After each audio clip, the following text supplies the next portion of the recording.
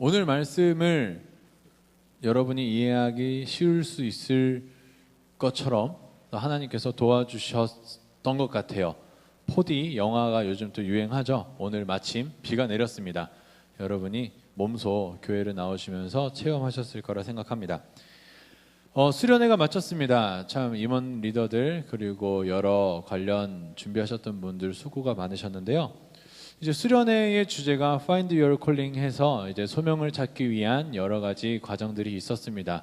물론 이제 그것이 구체적인 삶의 방향에 지침이 됐을지는 모르겠지만 청년들 가운데서 그래도 참 말씀을 듣고 기도하면서 고민했던 친구들이 어느 정도 꽤 있었던 것 같습니다. 그 중에서 이제 한 친구가 저한테 또 찾아왔습니다. 찾아와서 이제 여러 가지 이제 상담을 했는데 요지는 이런 거였죠. 신앙의 가치관을 갖고 살아가려고 노력하는데 나는 내 삶에서는 그렇게 되지 않는 것 같습니다. 그 괴리감을 우리는 한 번씩은 느꼈을 겁니다. 신앙에 대해서 깊이 생각하면 할수록 더 그 괴리는 커져가죠. 나는 하나님을 믿는 사람처럼 또 하나님을 믿는 사람으로서 이렇게 살아가야 할 나만의 기준이 있는데 내 삶의 자리에서 내 선택의 순간에서 그게 잘 안 되죠. 그러다 보니까 그것이 죄된 것 같고 또 나의 욕심과 또 여러 부족한 모습인 것 같아서 하나님께 나오기 좀 죄송한 마음이 들기까지 하고 또 어느 순간 자기 자신에 대해서 자괴감을 갖기까지 하죠. 이러한 청년들에게 오늘의 말씀이 큰 힘이 되기를 원합니다. 오늘 말씀을 나누기에 앞서서 우리는 성경을 조금 거슬러 올라가야 됩니다. 바로 홍수 전의 인간들의 상황이죠. 제가 간단히 읽어드리겠습니다. 워낙 많이 알고 계신 구절인데 창세기 6장 5절 여호와께서 사람의 죄악이 세상에 가득함과 그의 마음으로 생각하는 모든 계획이 항상 악할 뿐임을 보시고 그래서 이제 홍수를 내리시기를 결정하셨죠. 그런데 그 가운데에서 8절이 눈에 띕니다. 그러나 노아는 여호와께 은혜를 입었더라. 인간 세상이 죄악으로 가득 차기 시작한 것은 비단 노아 시대 때만은 아니었습니다. 그것보다도 훨씬 더 오랜 옛날로 거슬러 올라가야 되죠. 바로 아담과 하와 그들로부터 우리의 죄의 문제가 시작됩니다. 선악과라는 것이 있었죠. 그것을 우리는 먹을 수도 있고 먹지 않을 수도 있었습니다. 우리에게는 정말로 순전한 자유로운 의지가 있었죠. 그때까지는. 그러나 뱀의 유혹이 있고 우리는 선악과를 먹게 되었습니다. 유혹은 뱀이 했지만 의지를 갖고 먹은 것은 인간이었다라는 것을 우리는 기억해야 됩니다. 즉 근본적인 책임은 인간에게 있죠. 하나님께서는 죄와 완전히 또 무관하셨습니다. 죄를 조성하지도 않으셨고 우리가 죄를 먹도록 계획하지도 않으셨습니다. 인간이 선택할 수 있는 기로에서 죄악을 선택했을 뿐이죠. 이제 하나님과의 언약을 어겼습니다. 하나님께서는 분명히 말씀하셨죠. 이것을 먹는 날에는 너희가 정령 죽으리라. 원어적으로는 죽음으로 죽으리라. 즉 영원한 죽음을 우리가 맞이하게 되죠. 그리고 이 땅에도 저주가 내렸고 온 세상 피조 만물이 어그러졌습니다. 왜냐하면 인간이 그들의 대표였기 때문이죠. 성경에서 이 대표성은 꽤 중요합니다. 그래서 인간, 아담이 죄를 지었고 그리고 그 아담의 후손들과 아담으로 대표되는 모든 피조 세계가 죄악으로 지금까지 신음하고 있죠. 그런데 하나님께서는 인간이 아무것도 하지 않았을 그때에 이미 은혜로 우리에게 임하여 주셔서 가죽옷을 입혀주셨죠. 죄 없는 동물을 죽이시고 그 가죽옷을 입혀주심으로 인간의 수치스러움, 부끄러움을 가려주셨습니다. 그리고 약속하셨습니다. 여인의 후손이 뱀의 머리를 깨부술 것이다.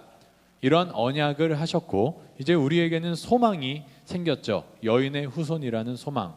그런데 그럼에도 불구하고 죄는 이미 들어왔습니다.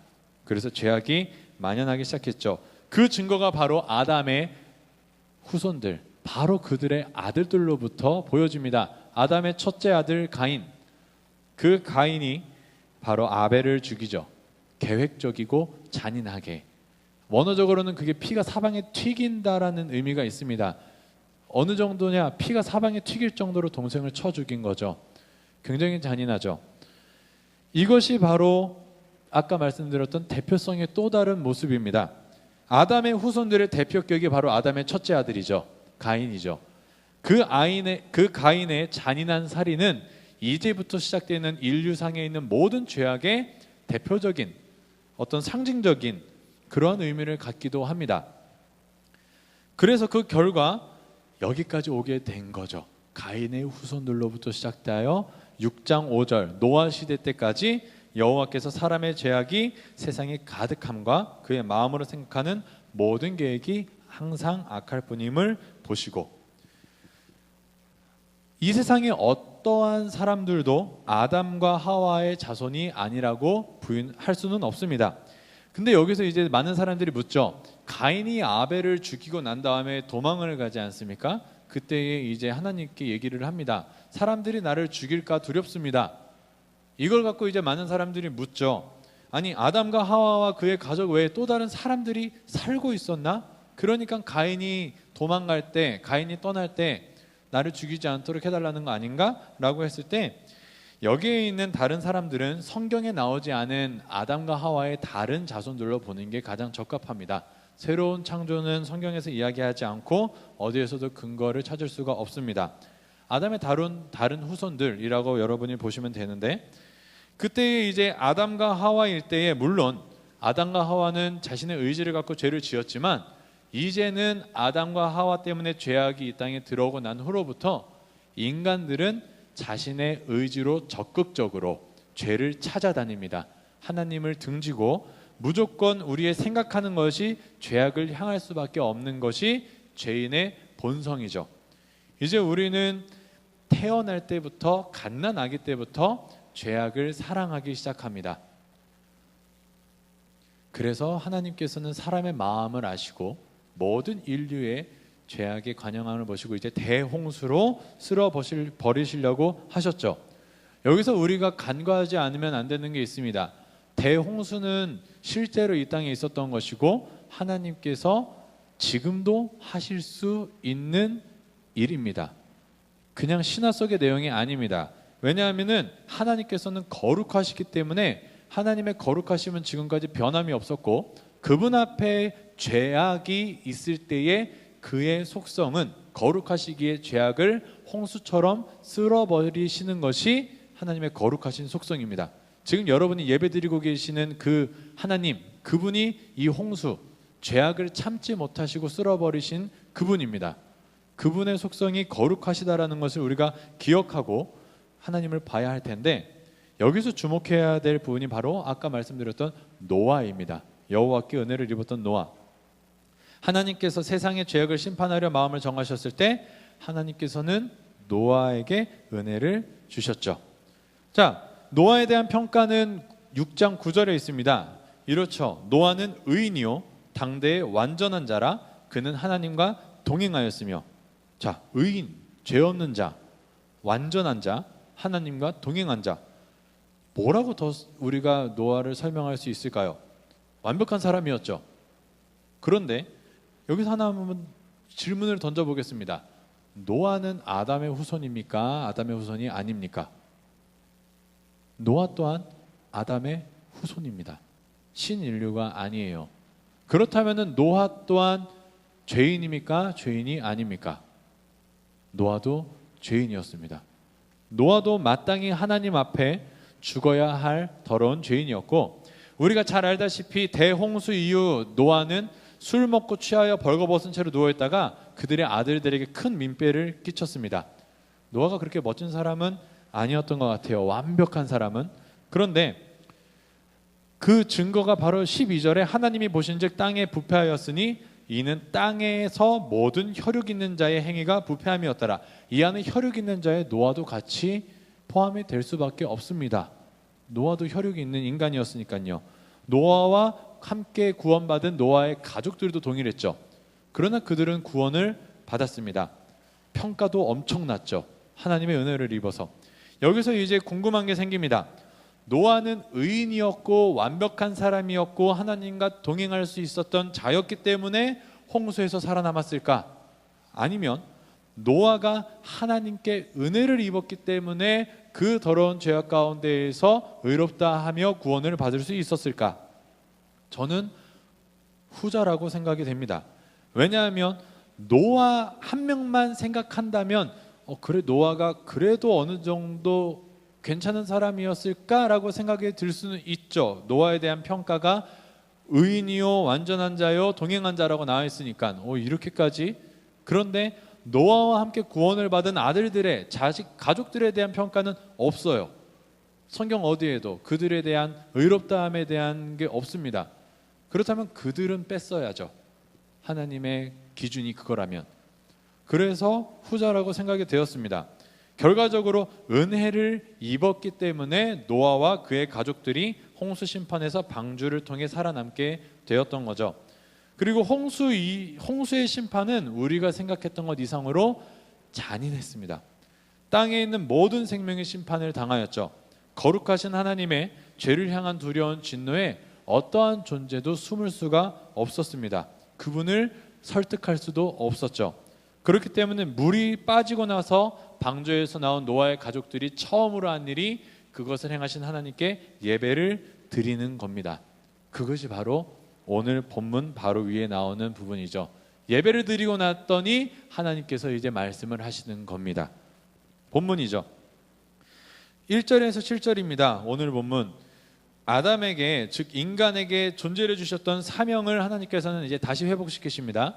이 땅에서 생육하고 번성하고 땅에 충만하라. 그런데 좀 달라진 것은 이제 육식이 가능하게 되었죠.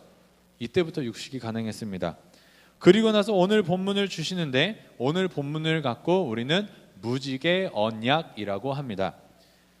간단하게 정리를 하면 무지개 언약의 대상은 이렇습니다. 하나님과 있고요. 너희와 너희 후손과 너희와 함께한 모든 생물 곧 너희와 함께한 새와 가축과 땅의 모든 생물에게, 즉 한마디로 이야기하면 땅에 있는 모든 생물들에게 하나님께서는 언약을 세우십니다. 내용은 이렇습니다. 다시는 모든 생물을 홍수로 멸하지 아니할 것이다. 다시는 땅을 멸할 홍수가 있지 않을 것이라는 거죠. 그 기간은, 이 언약의 기간은 영원히입니다. 이 피조 세계가 존재하는 그 순간까지 다시는 물로 심판하지 않으신다 하십니다. 그에 대한 보증으로 무지개를 세우시죠. 언약의 증거입니다. 무지개의 역할이 바로 이런 겁니다. 구름으로 땅을 덮을 때, 즉 비가 올 듯한 느낌일 때 또는 비가 오고 난 후에 무지개가 나타나면 하나님께서는 다시는 물로 세상을 심판하지 않으시겠다라고 너와 나 사이에 약속을, 언약의 증거를 세워놓는 거죠. 그런데 이 언약에는 너무나 놀라운 은혜가 있습니다. 바로 오늘 설교의 제목인 것처럼 내가 기억하리라 라고 하셨던 말씀이죠. 그것도 두 번이나 합니다. 오늘 본문을 잘 보시면 알겠지만 비슷한 게 두 번이 반복됩니다. 14, 15와 16절이 비슷한 느낌이죠. 내가 기억하리라 거의 두 번 정도 이상 반복을 합니다. 자, 하나씩 한번 우리가 보고 가면 좋겠습니다. 분명히 내가 구름으로 땅을 덮을 때라는 전제를 두시죠. 근데 여기서도 참 구름을 향한 성경의 표현이 독특한 것 같습니다. 하늘에 구름이 뜰 때가 아니라 내가 구름으로 땅을 덮을 때, 계속 내가라고 이야기를 하시죠. 내가 구름으로 땅을 덮을 때, 구름이 자연스럽게 과학 법칙에 따라서 생겨나는 것도 아니고 누군가가 남이 만드는 것도 아니라 바로 성경은 천지의 모든 것을 주관하시는 하나님께서 직접 구름을 bring over, 가져와서 두는 겁니다. 가져온다. 구름을 어쨌든 하나님이 만드시는 거죠. 그렇다면 너무나 자연스러운 질문이 이어집니다. 하늘의 구름을 하나님께서 땅에 놓으셨다. 하나님께서 가져와 두셨다. 그렇다면 이제 그 구름 속에 나타나는 무지개, 그것은 누가 그곳에 두신 걸까? 제3자가 하나님과 우리 사이에 있어서 하나님이 언약을 잊어버리고 우리도 언약을 잊어버렸을 때 하나님이 우리를 보고 또 이렇게 화가 나기 시작하셨을 때 제3자가 와서 무지개를 걸면서 어이 하나님 잠깐만요, 약속하셨잖아요, 이거 기억 안 나요? 라고 하면서 두시는 걸까? 구름도 하나님께서 부르셨고 당연히 무지개도 하나님께서 부르신 것이 마땅합니다. 다른 이가 없습니다. 제3자가 하나님께 기억하라고 무지개를 걸어놓는 게 아니죠. 우리가 감히 무지개를 걸 수 있는 존재도 아니고요. 하나님께서 무지개를 거십니다. 즉 14절에 구름이 땅을 덮을 때 무지개가 구름 속에 나타날 때 이 모든 것을 하나님이 홀로 주권적으로 지금 다 하고 계시는 겁니다. 뭐 우연히 무슨 기압전선이 어쩌고 이런 것 때문에 구름이 생기고 또 비가 내리고 난 후에 뭐 가시광선이 통과돼서 뭐 무지개가 뭐 빛의 스펙트럼 뭐 이렇게 뭐 얘기하면서 이렇게 얘기하는 걸로 우리는 볼 수도 있지만, 그리스도인들은 그리고 우리는 자연 만물을 또 우리 이 창조 질서 하나님을 보는 믿음으로 봐야 될 필요도 있습니다. 물론 과학적인 법칙을 통해 이 세상을 하나님께서 유지시키지만 이 세상의 모든 것들을 하나님이 지금 일단은 다 주관하고 계시는 거죠. 무지개도 분명히 하나님께서 놓으셨고 구름도 하나님께서 지금 놓으셨습니다. 그리고 또 이어집니다. 내가 내 언약을 기억하리니. 하나님께서 구름을 놓으셨죠. 무지개도 하나님이 거셨습니다. 그리고 하시는 말씀이 구름 속에 있는 무지개를 보고 내가 내 언약을 기억하리니. 16절에서는 분명히 하늘의 무지개를 보고 기억한다고 하십니다. 누군가가 구름과 무지개를 놓아서 기억하지 못하고 있는 하나님께 그 약속을 깨닫게 하시는 것도 아닌데, 하나님께서 친히 구름을 부르시고 무지개까지 놨다라고 한다면 그것만으로도 우리는 하나님께서 언약을 기억하고 계신다라는 것을 분명히 생각할 수 있는데, 하나님께서는 거기다가 더해서 내가 놓은 무지개를 내가 보고 기억하겠다라고 하고 계시는 거죠. 뭔가 좀 이상하기는 합니다. 말씀을 읽을 때 여러분이 그냥 훑어 지나가지 마시고 깊이 생각을 해볼 필요도 가끔은 있습니다. 성경에서 내가 언약을 기억하겠다 그리고 무지개를 하늘에 놓겠다 하는 것이 아니라 하늘에 무지개가 나타나면 내가 그것을 보고 기억하겠다라는 이 순서가 조금 이상하지 않나요? 하나님께서 놓고 계시는데, 여러분 잘 생각해 보시면은 이것을 갖고 우리는 굉장히 의아해할 수 있습니다.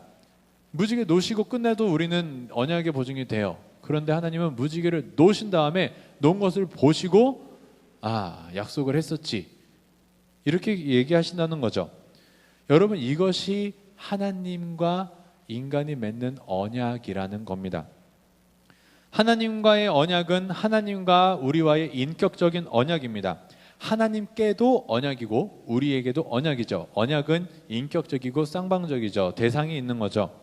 그런데 과연 오랜 시간이 지난 이후에 또 오랜 환경이 변한 이후에 하나님과 인간 중에서 누가 더 약속을 잘 잊어버릴까요?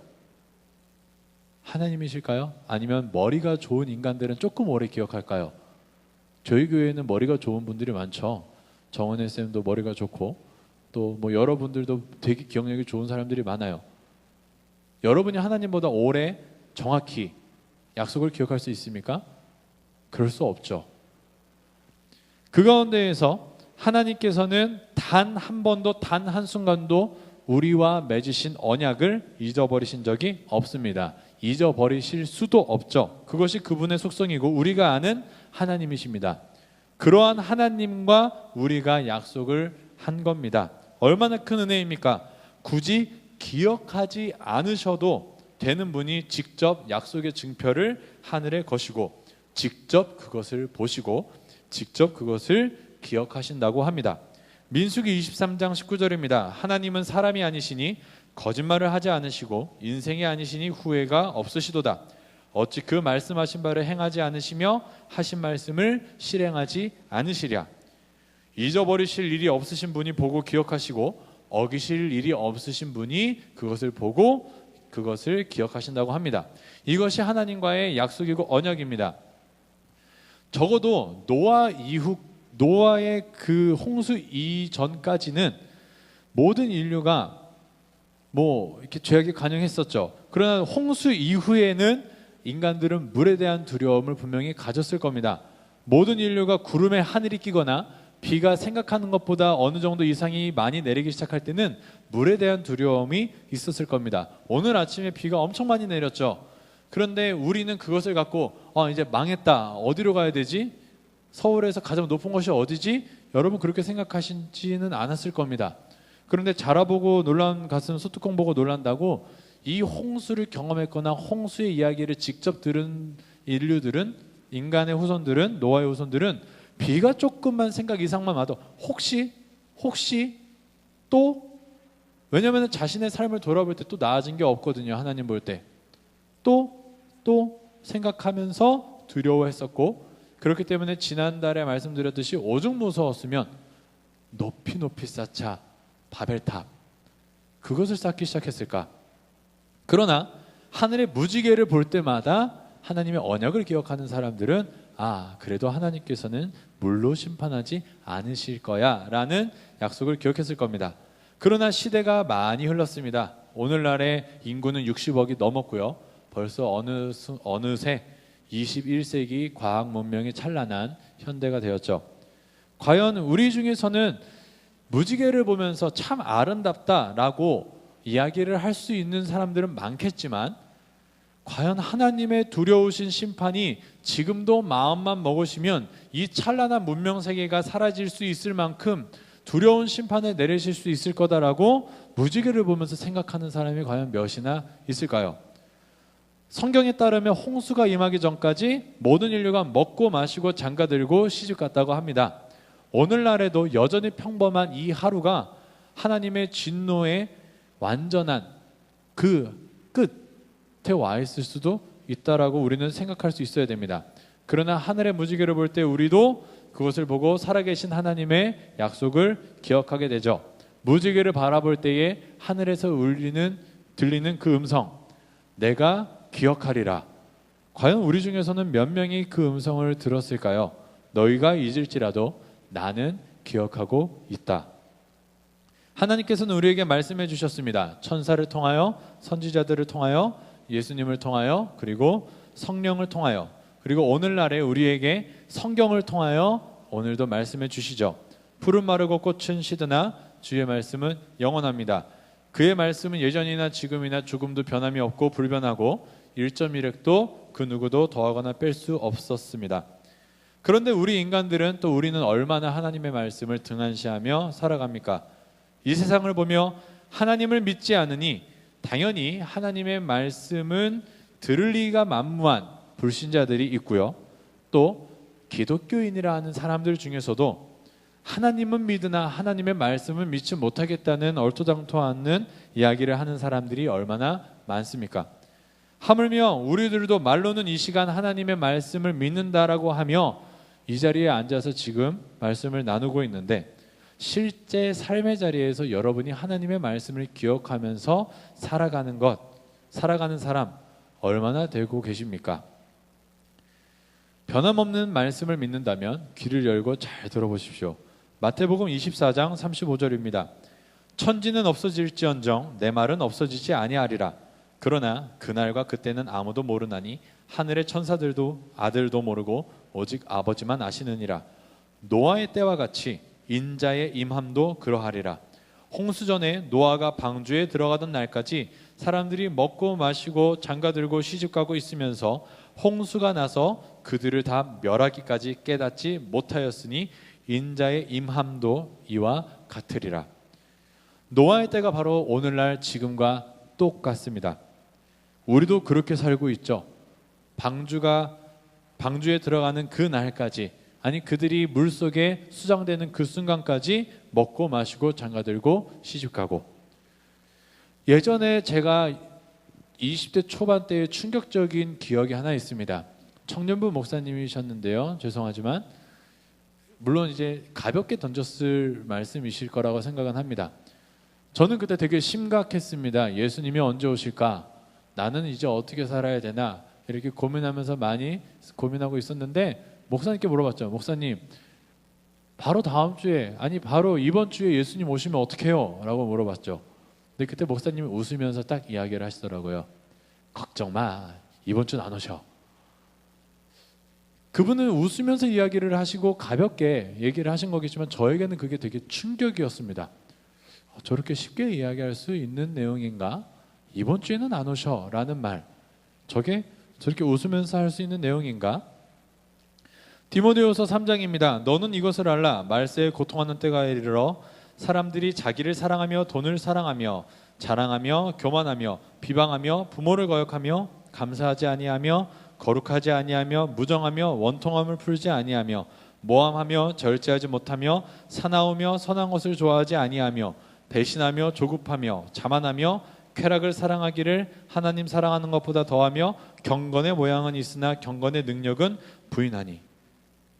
아무리 봐도 오늘날에 제가 살고 있는 이 시대인 것 같은데, 이제 말세가 시작됐고 이제 오시는 게 맞는 것 같은데 어떻게 그렇게 생각할 수 있었을까? 바로 지금 이 순간, 바로 지금, 아니면 이 예배가 끝난 이후에 예수님이 오셔도 이상할 것이 없습니다. 성경이 이야기하는 말세의 징표는 이미 세상 가운데에 만연합니다. 그 홍수전에 있었던 것처럼 세상의 죄악이 관영함을 보시고 하나님께서는 지금 이 순간 바로 그 두려우신 진노의 손길로 세상을 다 쓸어버리실 수 있는 분이십니다. 그리고 그것이 원래는 맞습니다.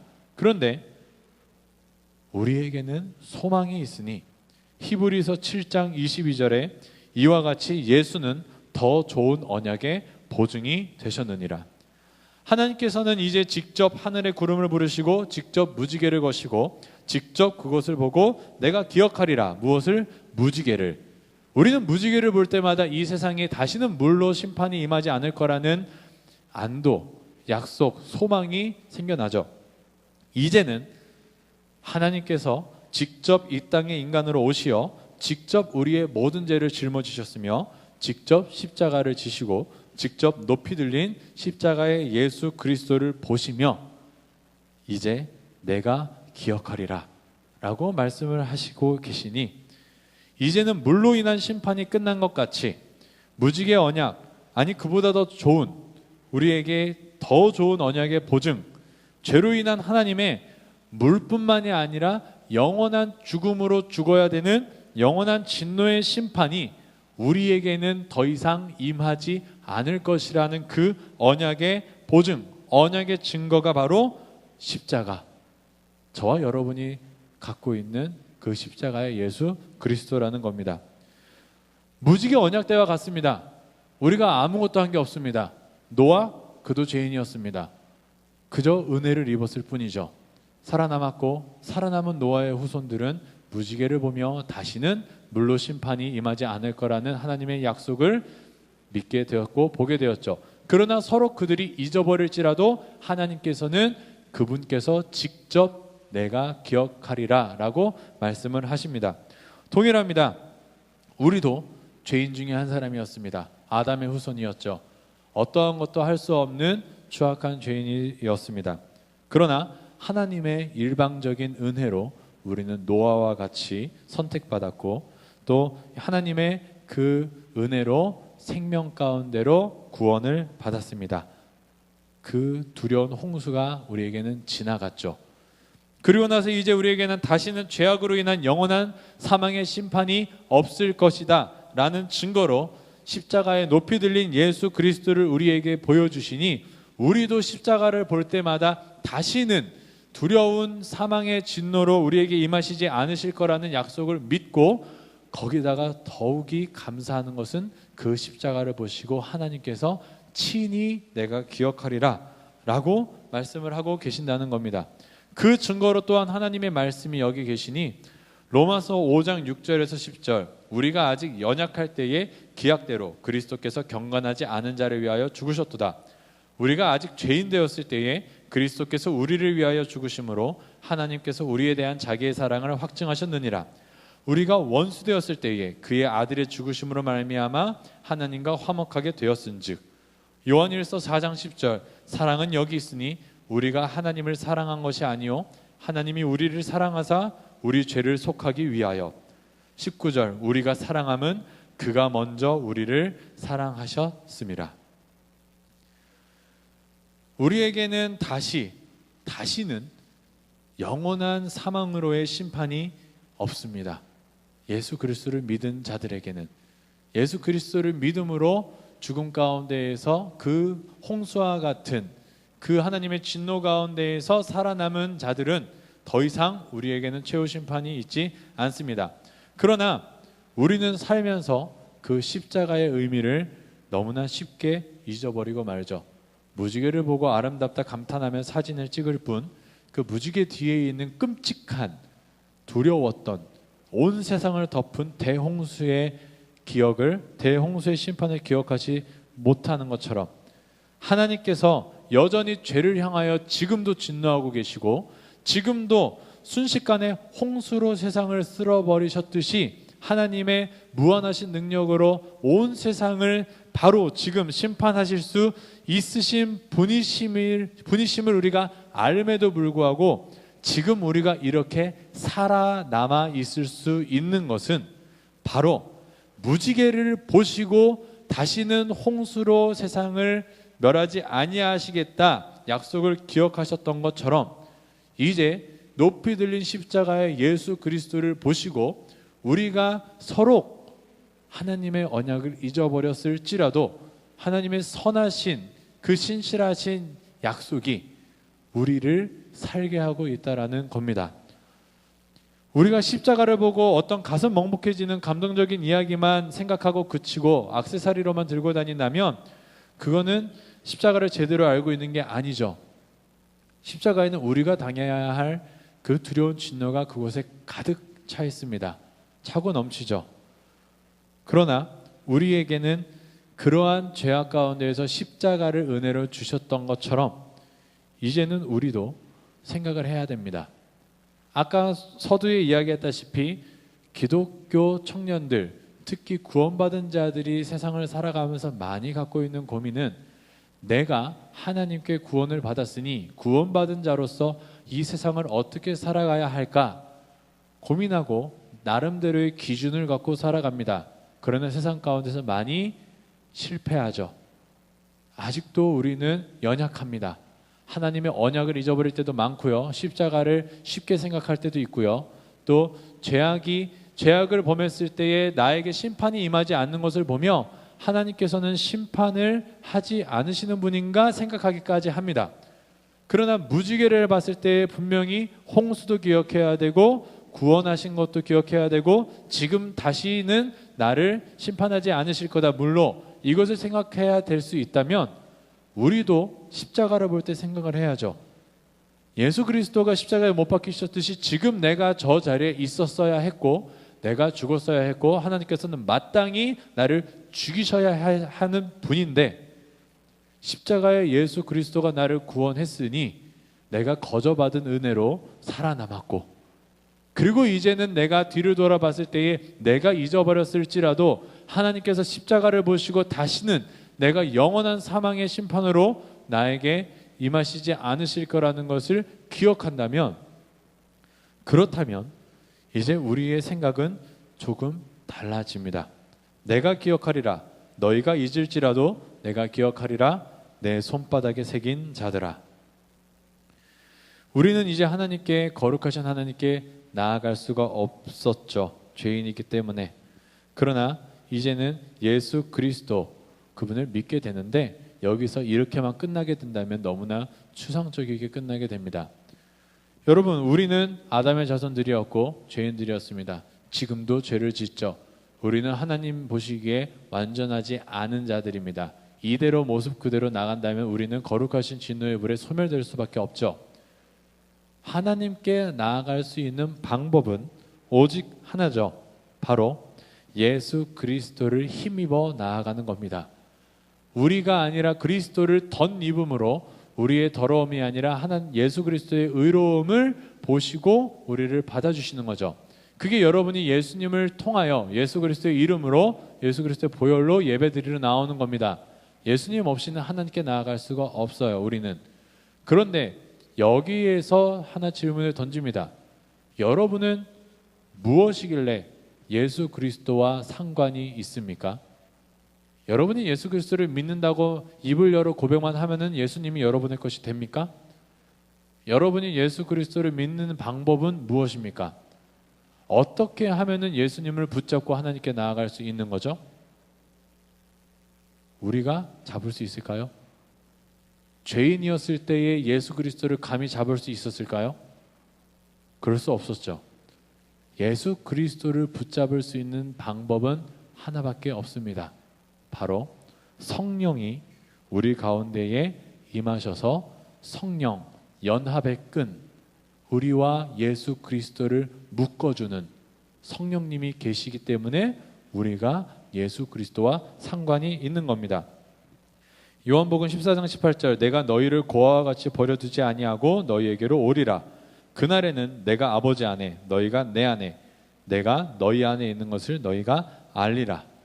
성령이 오셨기 때문에 우리가 예수 그리스도를 믿을 수 있게 된 겁니다. 예수 그리스도를 믿기 때문에 우리가 거룩하신 하나님 앞에 담대히 나아갈 수 있게 되었죠. 그분이 휘장을 찢어버리셨으니까. 그렇다면 성령은 어떻게 오십니까? 여러분이 성령님을 마음대로 몸종 부리듯이 이제 좀 나한테 왔으면 좋겠는데 하시면 오십니까? 아니면 어딘가를 찾아가면 성령님을 만날 수 있습니까? 무슨 아이템을 습득하듯이 교회나 또는 누군가에게 가서 수행하거나 무언가를 함으로써 그 성령을 획득할 수 있습니까? 성령은 하나님께서 주시는 겁니다. 요한복음 15장 25절, 26절, 내가 아버지께로부터 너희에게 보낼 보혜사 곧 아버지께로부터 나오시는 진리의 성령이 오실 때에 그가 나를 증언하실 것이요. 성령은 아버지께로 옵니다. 또 아들로부터 옵니다. 아버지와 아들로부터 온 것이 성령입니다. 성령이 없이는 예수 그리스도를 붙잡지 못하고 예수 그리스도가 없이는 아버지께 나아갈 수 없습니다. 이 삼위일체의 구원의 경륜 안에 인간이 할 수 있는 것은 아무것도 없습니다.